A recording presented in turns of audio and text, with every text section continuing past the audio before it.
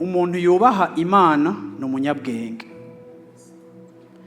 Iyo Imana igomba kwidentifia abanyabwenge, ibanza kuraba urugezo wowe ufise bwo kubaha ikirico.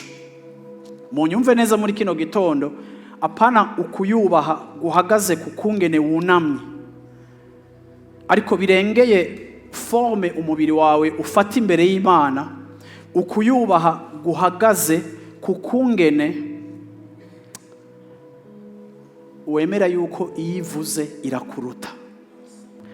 Murabizi hari Imana itubwira ibintu ntituvyumve, hari Imana ivuga ikintu wowe utumva, ariko kuko nzi ko ari Imana kandi ari umunyabwenge kandi ari umushobora vyose, naho yombwira ngo fata utwo twondo udushire ku maso y'uyu muntu arakira, kuko ubivuze ndamwemera kandi ndamwubaha, mfata yuko icavuze cose ari ukuri, kandi yuko icavuze cose gicika ikigororotse, kandi yuko icavuze cose gicika scientifiquement vérité, kuko ariyo ikivuze.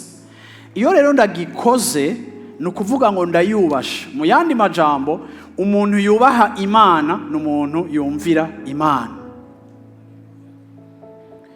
Uyu mwaka uko uzogenda ubona mu bucuti bwawe n'Imana, urushiriza kuba umuntu yumvira Imana mu madetaye y'ubuzima bwawe, mu mibereho yawe, mu madecision ufata mu rugo rwawe, mu kazi kawe, mu mashuri yawe, mu marelation yawe, mu kungene ubuzima bwawe bwose ubayemo. Uko uzogenda ubona urushiriza gukora ibintu ufatiye ku cimbiro c'Imana kikaza kinesha icawe, ivyo bizoba ari ikimenyetso yuko mu buzima bwawe harimo kubaha Imana canke harimo honneur dû à Dieu.